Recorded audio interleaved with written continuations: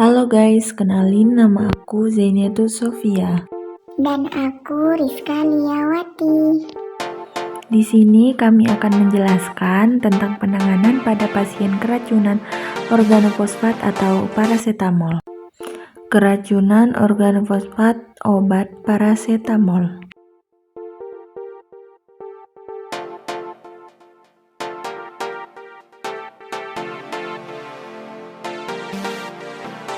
Permisi Pak, apakah ada obat parasetamol? Iya ada Bu. Sebentar ya, saya ambilkan dulu. Ini Bu obatnya. Apakah kalian tahu apa itu parasetamol? Parasetamol atau acetaminophen adalah obat analgesik dan antipiretik yang populer dan digunakan untuk meredakan sakit kepala dan demam.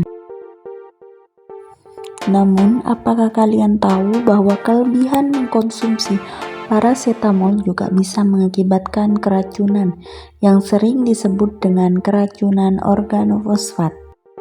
Tanda dan gejala: pasien yang diduga mengalami keracunan parasetamol atau organofosfat akan mengalami perubahan sensorium dengan laktumasi dan air liur yang banyak, pupil yang menyempit secara bilateral.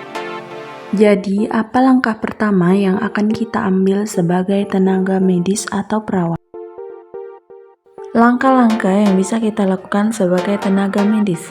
Pertama, yaitu memakai APD. Karena kemungkinan pasien masih memiliki senyawa racun. Oleh sebab itu, kita harus melindungi diri kita dari senyawa racun tersebut.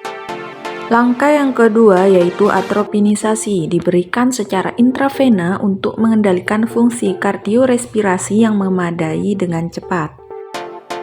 Proses yang sering atropinisasi digunakan untuk mengembalikan brokukardia dan meningkatkan sistolik, tekanan darah yang bertujuan untuk mengurangi bronkuria, mengembalikan bronkospasma, dan meningkatkan oksigenasi yang dapat digunakan untuk mengurangi dankreatitas. Pada pasien keracunan parah diperlukan ratusan miligram atropinisasi yang diberikan secara intravena terus-menerus selama beberapa hari sebelum pasien membaik. Beberapa penulis atau ilmuwan merekomendasikan pemberian atropinisasi sampai tanda-tanda atropinisasi muncul. Tanda-tandanya: 1. Kulit hangat, kering, kemerahan, pupil melebar, peningkatan denyut jantung. Atropinisasi harus digunakan setidaknya 24 jam untuk mengembalikan kolinergik. Langkah yang ketiga, mengamankan jalan napas pasien dengan cara endotracheal intubasi dan penggunaan sedatif. Kontrol jalan napas pada beberapa pasien. Intubasi dibutuhkan karena pasien mengalami kejang bronkospasma atau bronkuria. Patofisiologi organofosfat. Molekul organofosfat dapat diserap melalui inhalasi kulit atau di saluran pencernaan. Setelah diserap, molekul mengikat molekul asetulkolinesterase dalam sel darah merah sehingga membuat enzim tidak aktif.